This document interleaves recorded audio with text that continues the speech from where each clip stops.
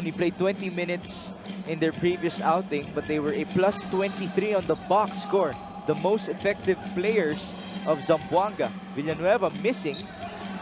Rebound. It's tapped away. JC on the run. Marcelino. Ooh, tough ball. He's so used to it. Looks like he's okay. But there you see, kahit na may dumipensa na, you hit him, you're gonna go down. You know what? Richard Campos even announced the nickname of Ivan Villanueva in the starting lineup as Grimaldo scores inside.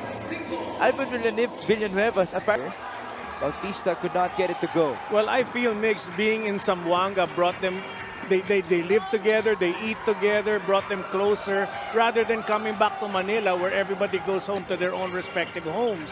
Jeff Bautista scoring on the fast break. The very huling-huli. Walang taka si JP. Yeah. 9-1. Here's Justin Alano. Muntinlupa still struggling here. They haven't made a field goal.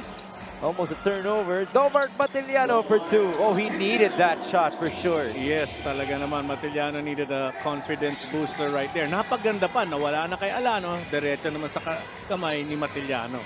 Domart Matiliano had 10 points, top score for Muntinlupa in Game 1. But he was only 4 out of 12 from the field and 0 out of 5 from 3. 7 on the shot clock. JC, sidestep, basket and 1. JC Marcelino is averaging 1.4 blocks per game. Nagpapalitan sila ni Jason Ballesteros as the top shot blockers in the league. Inside, Matiliano this time read the defense and he was able to give it to Justin Alano. Well, Alano was free because Grimaldo again was ready to challenge if ever malusutan ni Matiliano ang kanyang defender, dropping that pass to Alano. Grimaldo, 14-5, 3 minutes and 30 in the first. He needs a teammate. Tancinco, good fake pass. He gives it up to JC. He will fire. That's a 3. 8 points for JC Marcelino. And here's Domart Matiliano. On the drive. Tapped away. What a pass by JP. Just giving it up to Jeff Bautista who scores. What do you call that type of pass? I guess it's just looks like hindi pa rin tumitigil itong Family's Brand Sardines. Hindi talaga because they love to run and I'm pretty sure they're gonna reach double figures, more in the high 20s with their fast break points because yan ang bread and butter nila. And they know they're unstoppable. 4 points. For Domart Matiliano. 19-9. JC Marcelino answering back and quickly, as we should say. And you see, even if the Muntinlupa Cagers are down on defense, they're still allowing a pass to the basket. Nobody wants to leave their man because the Marcelino brothers are so deadly that if you cover them up, they're ready to pass to an open teammate.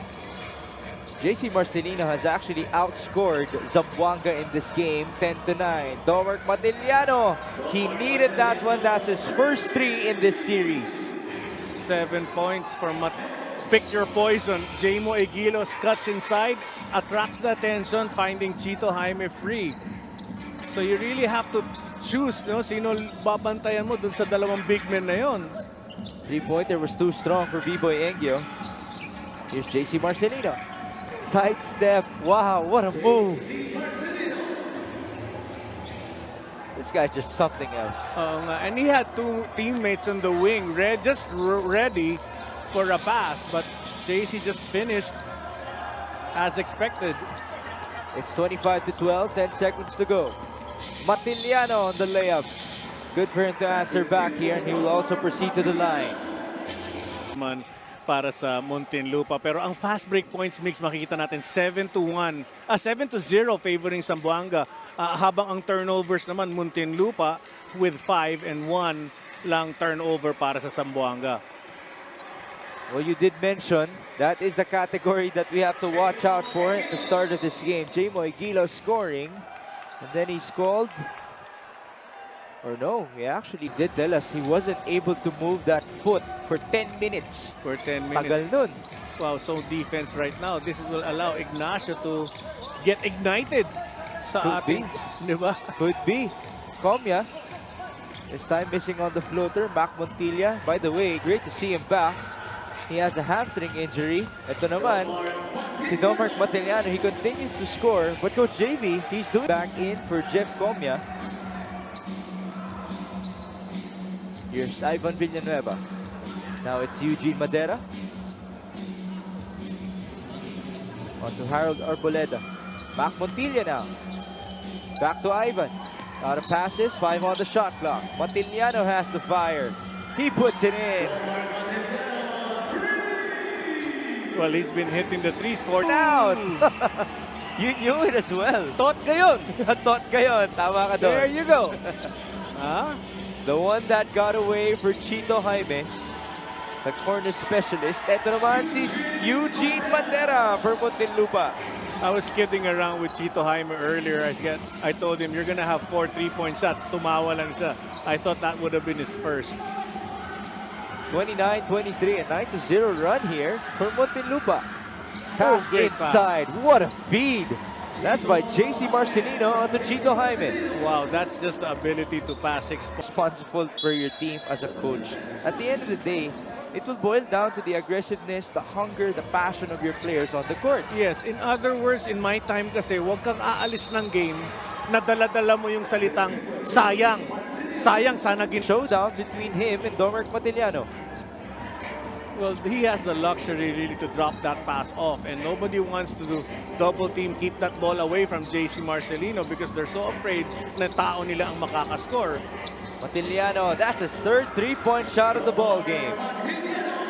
And could you imagine when they start shooting? Duncan Tibuan has been excellent as well in this season for the Cagers, stepping up in favor of Argel Mendoza. And we've always talked about this as Arboledo makes a jump shot. If there was a most improved player conversation, Katimbon. Travelers of the MPBL, yung grupong yan, wow, hats off ako sa kanilang health, the way they maintain, the way they keep themselves healthy to attend all the games ng MPBL. And to the rest of the staff and crew of the MPBL as well, maraming salamat po sa inyo. That includes Ariel Apostol, who is celebrating his 50th birthday today, ang ating statistician. Inside we go. No basket for Muntinlupa. Well, they shouldn't be frustrated. Kudal and Alves had a chance. Okay lang mag-miss, basta laban pa rin. Japs Bautista at the corner. That's his first 3 in this ball game. 7 points for Japs Bautista. Make things better for themselves. 40 seconds remaining in the second here. Muntinlupa down by 12. John Katimbuhan. He will drive. Good tap. That's what JC's known for. And the forward pass to JV Marcelino with a layup. Baseline inbound. John Mahari. They go to Tancinco. A lot of time on the shot clock here. 16 seconds. Dumapig pounding his way through. Take him down to the weight room. Well, nice bump in the shoulder. Lupa, they were not able to convert on the technical free throw. So it's 46-32. 7 minutes and 38 in the third. Katimbuhan. Engio was asking for it. Instead, they go to Arboleda. Harold on the drive. 1-2 and the layup. Well, that's one thing I learned. Every time you throw that ball to your front court, the ball must be going towards the rim because anywhere you are, you're going to end up going towards the ring. Harold Arboleda putting that ball towards and inside.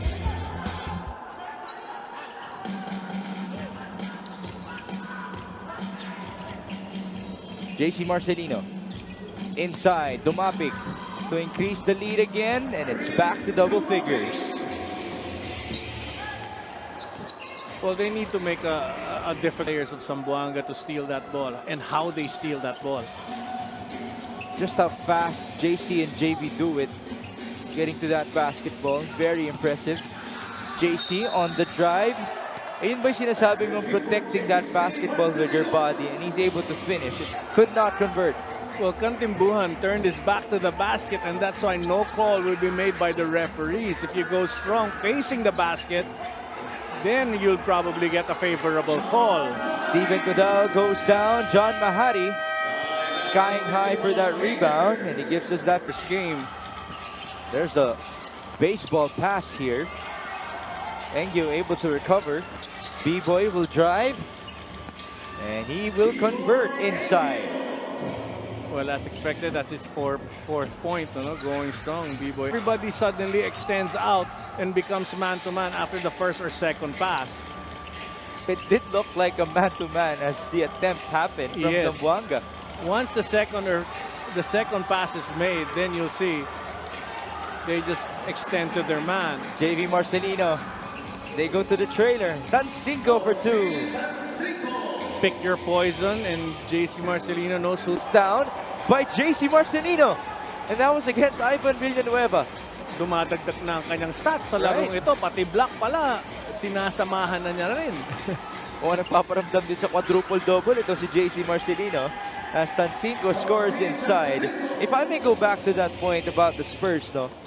Just long all over itong si Koy Alves. Arboleda has 12 points and 7 rebounds. Different game for him compared to game number 1. Pass inside. Comia with a good feed. Egilos could not finish. The other end we go. Arboleda. They go to Mac Montilla. Wide open. Hamstring injury or not, Mac Montilla makes wide open 3-point shots.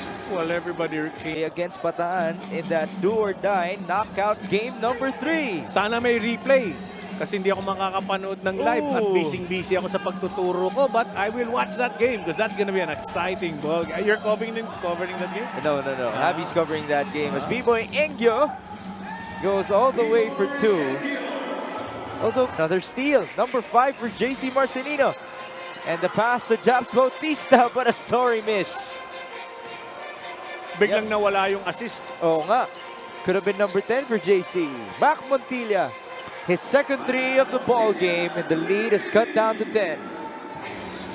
6 points for Montilla. Never say die pa rin ako. So that was my second year. No outside attempt.